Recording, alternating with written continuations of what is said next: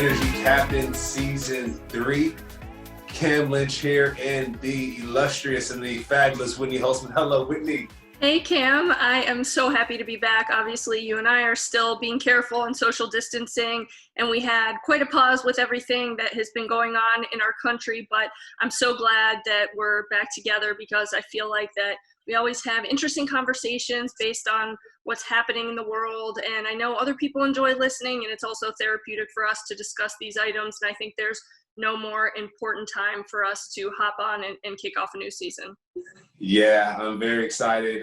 We are digital right now through Zoom, so we're going to record and we're going to definitely just share what's on our heart at the moment. I mean, there's a lot. It's heavy. I got my all black. I want to bet on women. I got to bet on something right now because leadership and what's going on. The country feels like it's on fire. I mean, it feels like World War COVID. So yeah, there's a lot going on, Whitney. What's going on in your world? Well, I mean, I think just trying to ride the wave of everything that's been happening in our world. And I think during this time, I personally have just learned to focus on the small things and to appreciate everything that I do have. And maybe every day that's waking up and just being appreciative. We're in Tampa and we can see the water and you can find ways to exercise and spend time with loved ones because this is a time when a lot is taken away. So I think my lesson has been to focus on what really matters and makes the heart happy. And what about that do you want to take into the new sense of normalcy? But I think I was really glad that we were hopping back on and I would get a chance to talk to you because I'm interested to hear with everything that's been happening, what have you felt the strongest about? What I felt the strongest about really just the social injustice. I mean, just me riding my bike down the sidewalk and people crossing like through traffic. I mean, it's a lot of it hurts, right? A lot of pain. And so for me, these past 2 weeks for me have been a lot of self-reflection, kind of how can I pour into myself so I can get ready to pour into others. COVID-19 is going, so people are inside, but people are also moving around. Myself, I had to go visit baby sis. I mean, she's graduating, and that was really big for me. She took a knee during her graduation, magna cum laude, and so I was really proud of her, you know. And was she the only one? So no, a lot of her classmates. I mean, they got down on knees, and at first I was surprised. I was like, we talked about it in the house, and I was like, okay, if you do it, I'll do it. I told her that, and when she started doing it, I was like, whoa, let me get down on mine, and it was relieving for me because while we were playing football, we were intimidated, right? We were not forced, but really threatened. Our jobs were threatened. Our community, right? I lived in Tampa Bay, taking a knee, they thought it tied to the flag, and it doesn't. It tied to us fighting for what's right. And there's something wrong with what's going on in America, right? And Brees talked about that. Don't let this flag, muffle us or blind us, right? Or deafen our ears, right? Take that flag off because there's something that's going on behind this American flag. So, during those times, I couldn't take a knee. I didn't. I honestly, I couldn't. I didn't take a knee. And I was afraid to, right? Afraid to lose my job. I talked to somebody recently, and they were like, one thing teams look for, productivity. If you produce, P equals T, and the T means tolerance. If you produce, they'll tolerate you. If you don't produce, they won't tolerate you. So we were threatened by President number 45, and our coach sat us down and said, hey, you can take a knee or you can not take a knee, but just know there's going to be consequences on both sides, so choose wisely. And we were sitting with the owners, and it was just tough. It was very tough. So seeing my little sister take that knee was amazing. Her name's Madison, and she's going to Colorado. Extremely proud of her. Obviously, you did so much when you were playing football and helped so many people and always were on the right side of history for sure.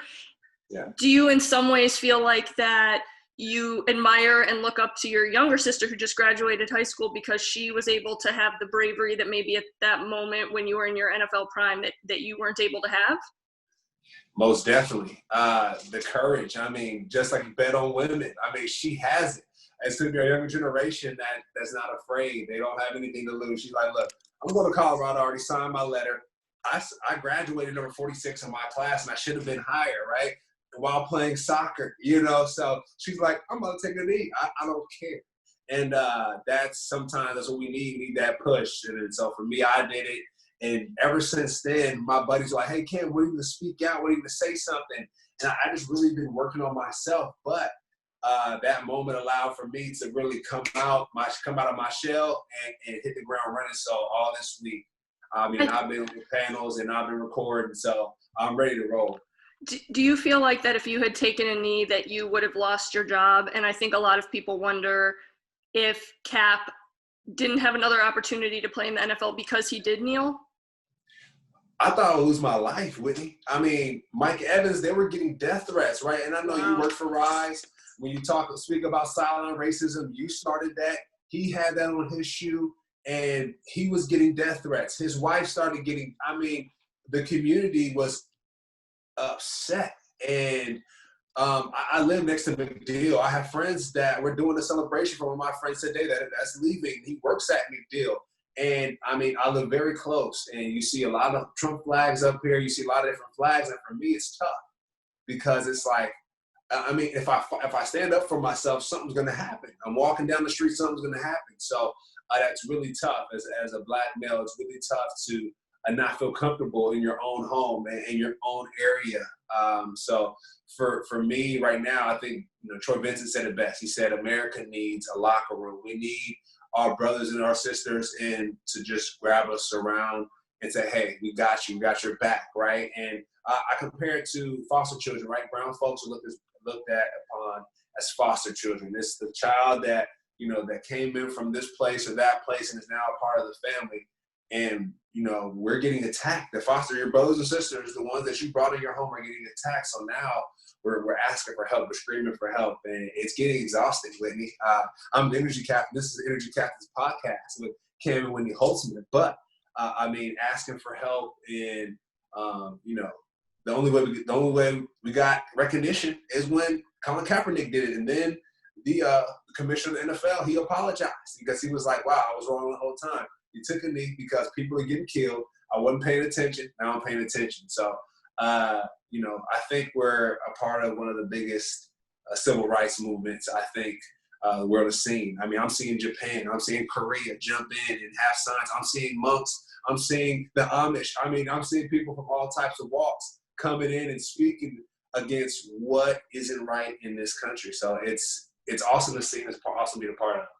Yeah, it's interesting because obviously this moment has nothing to do with me, but at the same time, my heart has been hurting because I have always felt like I've been such an ally, and sure, I'm not perfect and there's more questions I could ask and more I can learn, but for a whole year I worked for a racial equality organization and dedicated that part of my life and my career to it. And during some of the protests, there were people yelling at me because I was a white person and saying things about my car, and I just was in sort of such pain because I wanted to say, I am with you, I am on your side, I'm an ally, I'm a champion, just the way that you are for me in women's rights issues and other things that may come up. I feel that way about you. And I think it's hard because I feel like this situation has maybe painted a picture that all white people or all white police don't understand. And I just wanted to say so strongly that I feel like that there are those of us that really care, that want to make it better, that our hearts are with you. And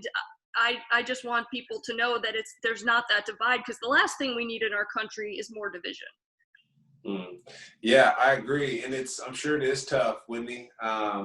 But for you, which I think what you can do best, right, especially during COVID, right, stay safe, stay healthy, and you've been doing that. But I do think, too, is just making sure that your voice is heard, right? You have a big platform. You know people. You know what I mean? If I bring your name up, they're like, oh, I know her, right? I'm in different places with the NFL or at the NBA office in New York City. And your name comes up, people know. So really it's just using your platform. And I know you just wrote a book, right? But speaking out against what is wrong. And I think when you do that, when you get exposure, when we expose what's wrong, I think that's how protests move forward. That's how we change law. That's how we get things done. So my question to you, I know you're a family of lawyers, right? Everybody but you. And how long on average does it take someone to become a lawyer? I'm going to ask you that question first. Yeah, and then I will answer it, and I want to circle back to something you said also about having a platform. But my mom is a perfect example. I'll use her. She actually was an English teacher after college, and she decided to go back to law school when she was 29 years old. So a lot of people may say, hey, that's too late, but she went to 3 years of law school, and then you study for the bar, and she's built a pretty epic career. She's a total boss, and she's had a career that spanned many, many years. But you know, it takes you have to take the LSAT, then you have to go to law school, have internships in between. So it seems like, you know, at least a minimum 4 or 5 years before you can really start your career. Wow. Okay, so 4 to 5 years. Boss, I mean, your mom, she fights for a lot of rights when it comes to women's rights in the workplace. Your dad's a corporate lawyer. Your brother's a corporate lawyer. I started my company through your dad's company. I mean, we can keep going. Your brother went to Harvard. So when it comes to lawyers and upholding the law, it takes some time to get there, right? To study and to maintain what they know. Somebody brought this up to me, but police officers in Atlanta, it takes them 6 months to become a cop. 6 months, and you're enforcing the law with humans? You know what I mean? With a gun? I Yeah. mean, Well, that. right. Well, obviously, and that's one thing I felt during this whole situation is that, in my opinion, we'd be better off if we focused on solutions, and everyone can look around right now and say that there's a problem. I mean, when we were at Rise, we had a tailgate before every Dolphins game with law enforcement in the communities they serve. So they got to bond over a barbecue. And when they ran into each other in the neighborhood, they had already formed a relationship. And we had town halls with the chief of police in that city and all the athletes so they could understand what the other side was like. And we had a racial equality curriculum that we taught in schools, and all of it was solution based, and I saw progress because of that. And previously you mentioned having a platform. So what do you think, what is most helpful for someone in my position to do with any sort of platform? What can we say or what can we do so that you feel the most supported? And what do you think of everything that's going on? Obviously, I think we agree probably the protests are necessary, but what do you wish would happen the most? But I would say some laws be changed, right? And I know the NFL is doing some stuff, the Players Coalition, making some moves in that regard, getting some things changed. But also, too, when it comes to donations to, underserved communities, right? And I know your book too, and while we do your book tour and stuff like that, I have some things for you. But I know with Brandon Marshall, you all, went to communities basically in regards to mental health. Privileged communities struggled with mental health, right? Because they don't, meet the requirements, right, that the parents expect of them. But what about the mental health in underserved communities, right? Those resources. What about getting a therapist in an underserved community when you can't pay the bills, right? How come those aren't accessible, right? But definitely figuring out how to pour into those communities and get resources, right? Put that honey out there so the bees can come. And when I say the bees, make it be brown bees, right? Bees that have color to them so that we can just eat from the nectar. I mean, that's the goal, right? And figure out how to place those resources in the places that need them. And everything you just mentioned is so wise and would go such a long way in healing communities. What do you think about all of the violence that's happening, and why do you think so many people instantly turn to violence when those few words you just said were so unbelievably powerful and could absolutely change a whole community? Yeah, I would say the violence is people are angry with it. People are angry and been angry for a long, long time. So I think, it's at the end of the day, it's leadership, right? You got to have somebody that you have a parent in the house, your kids are acting up. Make sure that you're being a great parent to them. Just because you're a parent doesn't mean you're a great parent or a great mom or a great dad. You need a great mom, you need a great dad or a great grandma, whoever is watching over the kids, whoever's responsible for the kids. Make sure that you're treating the kids with compassion, with love, with tenderness. I mean, just the simple things, Whitney. Just a simple thing. And when you don't do that, right? When you don't treat, have you seen the show Little Fires Everywhere? I mean, that show is perfect for what's going on. I mean, there's little fires here, for there. I mean, for 401 years. I mean, fires coming in and out. And so when there's little fires and they connect, right? Through exposure, through social media, little fires here, little fires in Europe, in South Korea, and people connect, and the whole thing lights up. And so that's kind of what's going on. Is you're seeing the land burning to ash, and then hopefully some great things will rise from it, and hopefully soon, because I'm tired, Whitney. I'm sure you're tired. We're all tired. So it's time for some change, some great change, I think. Yeah, and when you mentioned how short of a time frame it takes for someone to become a police officer, I know our mayor here in Tampa, Jane Castor, used to be the chief of police before she became the mayor. And one thing that she always did was take the police class to the Holocaust Museum here in St. Pete so they could see what happens when you abuse your power. And I think sensitivity training in police departments would be huge. And I also have read all about the record of the police officer who killed George Floyd, and he had a number of counts against him. And I understand unions are in place, but there has to be some way that if you have strikes on your record and you hit a certain number, that maybe you can't fire the person because of the unions, but you find some way to get him off the streets. You give him an administrative job. That person should not be interacting with people. And I don't know how we don't have a 3 strikes you're out or something along those lines type of policy. I mean, think about it. You think about people who enforce the law, right? When it comes to the police, and they say, hey, we're just like athletes, we train. No, you don't. You don't watch as much film as we do, right? The body cams on the cops. Think about it. I asked the police officer out here in Tampa, I said, the sheriff, I said, hey, what's y'all's your film study like? How many hours y'all put in? He's like, the end of every bi-weekly one. I mean, no, if you're out here with guns, with people, you need to be watching that stuff every day, like we do, like athletes do, right? We watch it every day because we know if we mess up, we're getting cut. If we hit somebody helmet to helmet, you shoot somebody, you're getting a fine, or you're getting out. I mean, it's one of the two. Like I said, it's productivity and tolerance. If you're not productive, you can't tolerate it. I mean, come on, that's what we go through as athletes. Why can't everyone else be held accountable? So, I mean, like you said, 3 strikes you're out of something. Exactly. So, and I think NFL's working on that. Player Coalition's working on that. Yeah, no, that's really great to hear. And I think there are a lot of comparisons between brotherhood in the police department and brotherhood in the NFL. And I think one thing I don't want to do is generalize, because I don't think it's fair to say all police officers are bad. You had some teammates I'm sure you liked and ones you didn't, but not everyone is bad. And there are a lot of police officers doing amazing work, and I don't want to hurt them or their feelings or not support the positive work that they've been doing.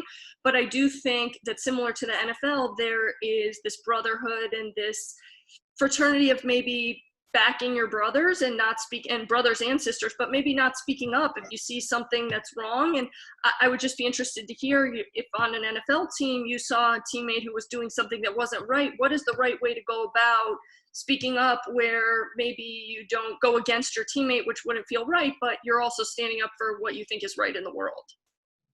I think it's just integrity at the end of the day, right? Character and integrity. And like you said, too, for the women as well. There's women, female coaches, there's women that play ball. So it's just integrity, right? If you're doing something wrong, either you remove yourself from the situation, if it's a situation that you can, and if not, say something, right? When it comes to college athletes, you look at, right? You know, the stigma or the stereotype, oh, they're players, they don't go to class, X, Y, and Z. I was an engineering major. You know what I mean?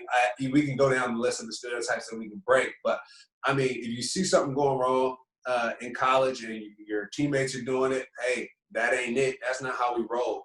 I won a state championship in high school, Whitney. I mean, it was nothing but excellence. We were all in AP classes. I mean, that was a standard. Being a nerd was cool, right? It's a standard that you uphold. And once you drop below that, you got to go. Unless you know, this is the winning team. And when it comes to being on the street and upholding the law, ain't no such thing as winning and losing, Whitney. That's you either saving lives or you're losing lives, right? I mean, it's a little bit different than sports or anything else. So you got to take it a little bit more serious. So I hope we can get to that point where it's taken more serious, where the training is elite. I mean, give those guys a year and some change to learn how to be a cop, learn the culture. I was speaking with Mike Delancey. He was in the military. He got sent to Afghanistan, right, on a mission. And he said when he had 9 months of training in the U.S., he had once he hit Afghanistan soil, I mean, you're on, right? But he said it took about 3 months to really acclimate. They did culture classes, right? Every week, the language, what they're saying, what they're eating. They got acclimated. Whitney, I don't think people, the cops and the police, some of them, and I have friends that are cops. I mean, I don't think they're getting acclimated. Whitney, they haven't had that locker room vibe. So, if you're out there, you're not ready, don't put them out there. I mean, the guy with George Floyd, one of the guys was 4 days in. I mean, that's like starting an NFL game, Whitney, and you're 4 days in. Come on. That's Right. You can't win. You can't win. You can't win. Get out. Hey, Right. next guy, come on, get out. No, get out. Well, Get one of the most important things that I learned in the town halls we did at Rise was it's really essential to listen to the other side and have empathy and understand what it's like to walk in someone else's shoes, because police officers have families and they put their lives in jeopardy every day, and it's probably really scary for them. And I think we in general need to understand that, but at the same time, the rest of the world needs to understand what it's like growing up as a Black man in America. I don't think those stories are told. So I think it would be helpful if you kind of shared from the very beginning what your experience is like and how you felt, positive and negative, as a Black man in America, and why a lot of these feelings are coming out now. Well, it's tough. Like I said, I mean, I walk and ride my bike, and people are running. They're scattered. I mean, you know what I mean? So, like, you're scary, but I think I got a great smile. I think I'm a great guy. Why are you running? So that's what confuses me a lot of the time. So just being someone who is Black is not viewed as beautiful. And I think I'm beautiful. I mean, God made me. You are beautiful. Yeah, thank you. My mom thinks so. I think so. I mean, hey, and you said this in your book, right? As long as there's health, there's wealth, and somebody to love, right? Someone to love, something to look forward to do, and something, and you said there's another way to explain it, but something to do, someone to love, and something to look forward to. You need all those three things in life at one time to be happy. Yeah, I mean, just to be happy. And a lot of times when you walk down the street, I look forward to going on my bike rides, but people are crossing the street and running past, you know what I mean? So the exchange won't be that long. It's frustrating. It hurts sometimes. So yeah, I think, people being more sensitive, be kind, right? Be cool. Take it easy. I'm not gonna hurt you. You know what I mean? I'm not a threat. So those things, that's my message really, regards to everything, is just be kind, be loving. Do you find it frustrating that people celebrate Black men in America one way when they're in an NFL uniform and playing on the field, and then oftentimes differently when they're just out living their lives as normal in the world? Most definitely. Yeah. I mean, what they say, the percentage of Black men in jails, it's alarming, right? The money that goes into the jails is alarming. But if you're playing on a field, I mean, hey, bravo. But other than that, if you're not there, go over there. Like, what? It doesn't make any sense. So, we have to be treated right. Just like they said, more than an athlete. You're more than just, people look at Black people and get so threatened. It shouldn't be that way. So, that's how I feel about the situation. Sure. Yeah, that makes a lot of sense. Very frustrating. Very frustrating. And I want to just touch on the Drew Brees situation for a minute, because there's no doubt that he made a mistake and he made the moment about him instead of talking about what he should have talked about. And from what I can tell,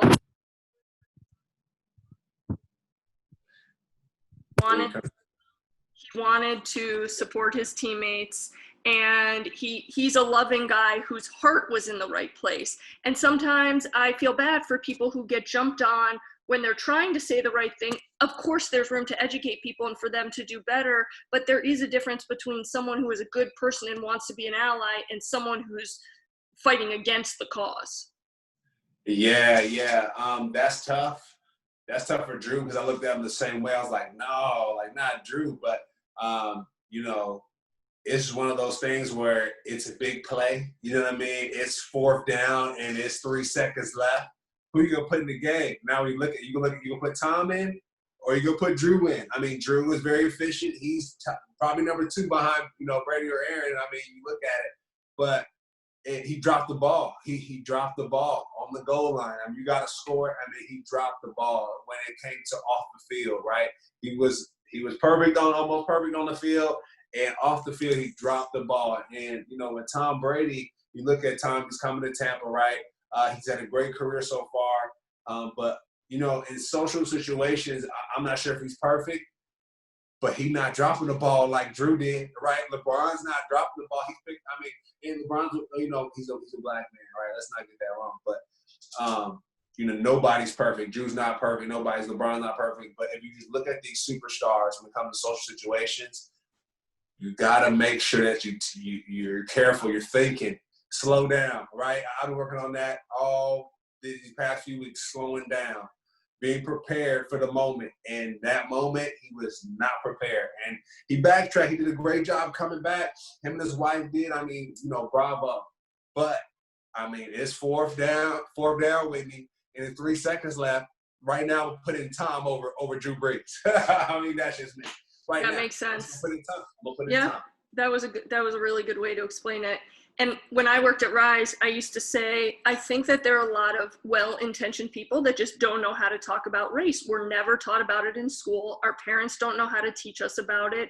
So how is someone who really wants to be an ally and support what's going on now, how are they supposed to know the right thing to say? Well, think about this, Whitney. You know, when it comes to your religion, right? You know, I think asking questions, right? Being aware of the holidays. I'll make sure that some of the holidays pop up. I see your card, but being aware, being thoughtful, just listening, right? Listen, like I know your birthday's coming up because I'm listening. You're looking, you're feeling. But when you're going too fast, there's a song called "Slow Down, Turbo." You're going too fast. You're not lit. You're going too fast, Drew. He was going too fast, and he didn't slow down and figure out this moment. Right, that right moment. And when it comes to a different religion, my buddy's Muslim, you know, he's of the Muslim faith. He's of the Muslim faith. He's a Muslim man. And Amadou, he went to Syracuse. And I'm like, Amadou, it's Ramadan. What are you going through? It's like, are you fasting? What time? Okay, cool. I want to do the same thing. Let me practice. I want to fast. I want to learn my skill. You know, I want to work on my craft too.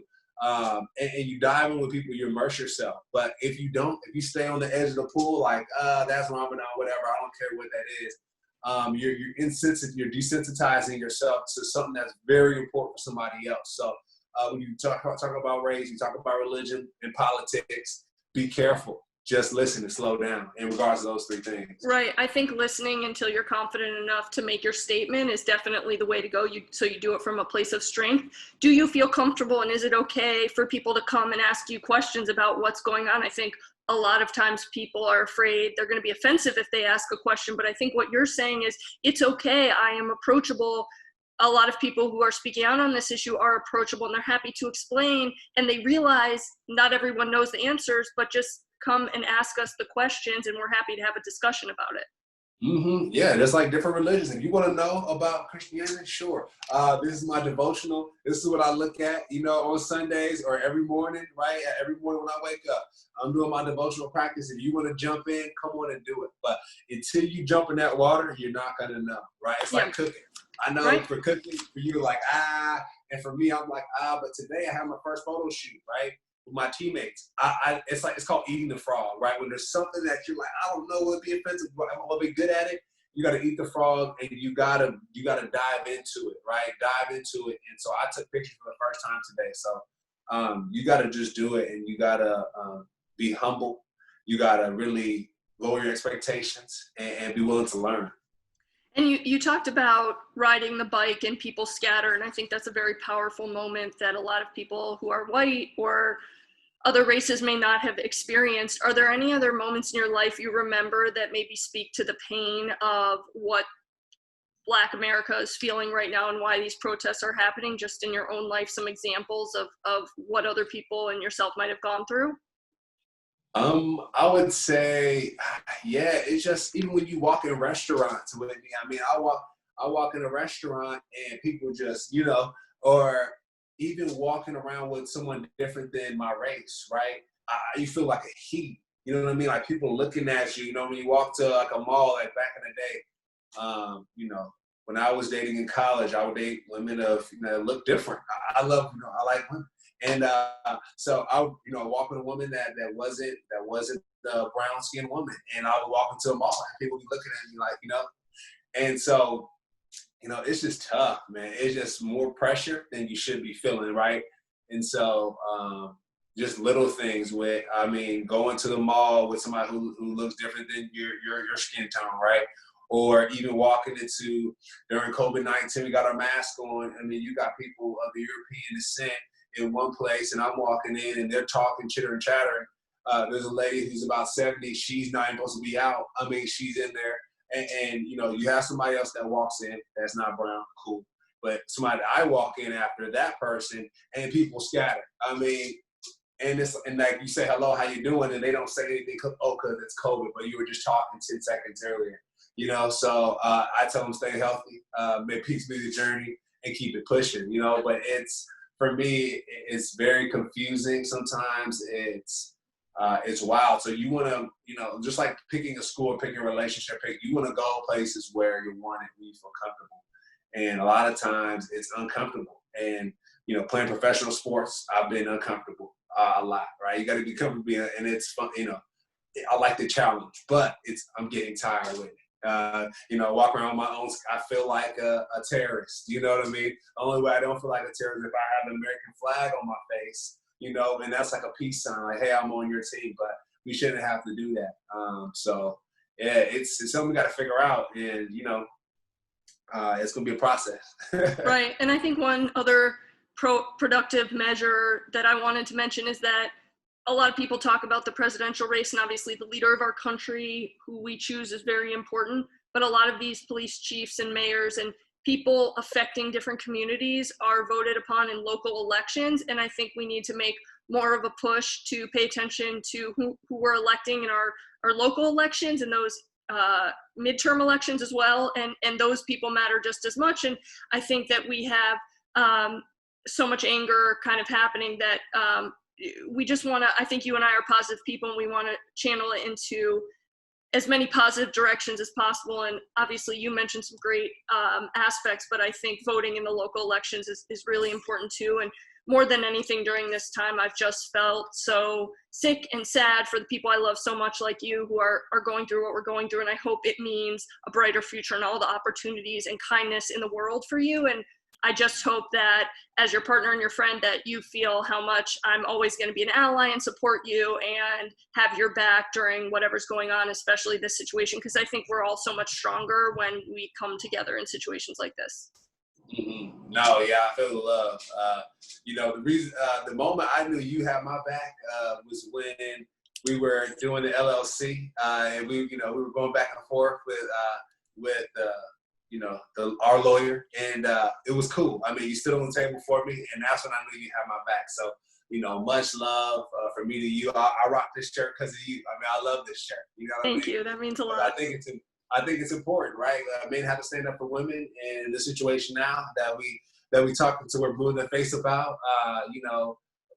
People who aren't brown got to stand up for people who are brown. This is the same way. So, I do look forward to continuing this battle. I mean, it's been a battle. I mean, in business, in brownness, and it is in different things. I mean, we've been battling, so I really appreciate you. Yeah, right back at you. And I feel like the rest of 2020 can only go up from here. So I think we have lots to look forward to. And, I will always be your champion and support you. And I'm glad we have each other, especially in times like this. And I think champions just in general for people are so important, especially ones who are different from you. And I encourage people to find the Cam and Whitney dynamic in your own life, because it makes the world a much better place. So I've been waiting to have this conversation and hear your thoughts and have you be able to speak on this issue, especially on our podcast. And so I'm glad we finally had this opportunity.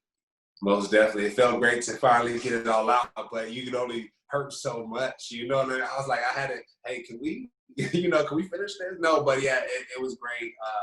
It was great. A lot of emotion, when it comes to this topic, and you only do it so much. I mean, so we're beating a dead horse here, but at the end of the day, we got to get some stuff changed. So I think it will happen in regards to fair treatment when it comes to women, when it comes to brown folks. I mean, we got a lot of things to tackle, and I look forward to doing it. Exactly. You and I have made it our life mission to make the world a better place, and no matter what, we're going to continue to do that and do our small part for sure. So I look forward to having more episodes in the future where we talk about all the progress that's been made and all the great things happening in your life. Most definitely. Well, this is the season 3 Energy Captain. We are digital. We are socially distant. And Wendy, I appreciate you. Much love. Yeah, right back at you, Cam. Sending all the virtual hugs I have. All right, cool.